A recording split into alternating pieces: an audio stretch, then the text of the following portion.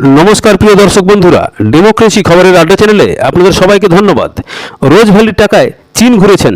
CBI চার্জশিটে 1 নম্বর অভিযুক্ত হিসেবে নাম এবারে সাধন কন্যা শ্রেয়া পাণ্ডের। রোজভ্যালি মামলায় সিবিআই চার্জশিটে অভিযুক্ত হিসেবে নাম প্রয়াত মন্ত্রী সাধন পাণ্ডের কন্যা শ্রেয়া পাণ্ডের। চার্জশিটে কেন্দ্রীয় গোয়েন্দা সংস্থার অভিযোগ 2,22,000-এর বেশি টাকা গিয়েছে শ্রেয়ার দুই সংস্থায়। রোজভ্যালির টাকায় চীন সফরে ঘুরে এসেছেন শ্রেয়া।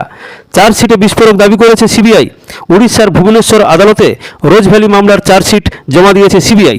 সেই চার্জশিটে অভিযুক্তদের মধ্যে 1 নম্বরে নাম রয়েছে শ্রেয়া পাণ্ডের। ভুবনেশ্বরে চার্জশিটে সিবিআই উল্লেখ করেছে রোজভ্যালি থেকে সরাসরি শ্রেয়ার দুটি সংস্থায় টাকা ঢুকেছে। এমনকি মন্ত্রীকন্যা ও তাঁর টিম যখন চীন সফরে গিয়েছিলেন সেই সময়ও তাদের খরচ বেশিরভাগটাই বহন করেছিল রোজভ্যালি। এর পাশাপাশি মন্ত্রীকন্যা হওয়ার দরুন প্রভাব খাটানোর অভিযোগ উঠেছে তার বিরুদ্ধে। রোজভ্যালি সংস্থার বিভিন্ন অনুষ্ঠানে যেতেন শ্রেয়া পাণ্ডে। মন্ত্রীকন্যার সংস্থাও কাজের বরাত পেয়েছিল রোজভ্যালি থেকে, চার্জশিটে তেমনটাই উল্লেখ। শুধু তাই নয়, অভিযোগ উঠেছে প্রাপ্য টাকার থেকে অতিরিক্ত টাকা দেওয়া হয়েছিল তাঁর সংস্থাকে, সেই টাকাও তিনি ফেরাননি বলে খবর।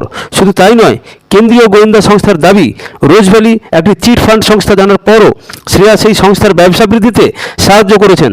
যদিও সিবিআই চার্জশিটে শ্রেয়া পাণ্ডের নাম থাকলেও ইডির চার্জশিটে নাম নেই তার। এই বিষয়ে ইডির আইনজীবী অভিজিৎ ভদ্রের কাছে জানতে চাওয়া হলে তিনি জানিয়েছেন তদন্ত চলছে। বিষয়টি নিয়ে প্রতিক্রিয়া দিয়েছেন বিজেপি প্রার্থী তাপস রায়। তিনি বলেছেন, এই চার্জশিট বহু পুরানো, এটা সকলেই জানে।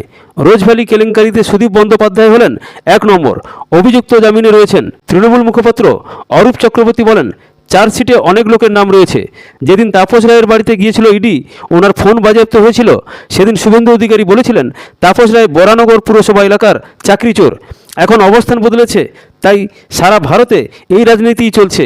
যে বিজেপি নয় তাকে চোর বলে দাগিয়ে দাও। নিরপেক্ষ তদন্ত হওয়ার প্রয়োজন। খবরের সঙ্গে থাকবেন, ভালো থাকবেন। ভালো লাগলে চ্যানেলটিকে লাইক এবং সাবস্ক্রাইব করবেন। ধন্যবাদ, নমস্কার।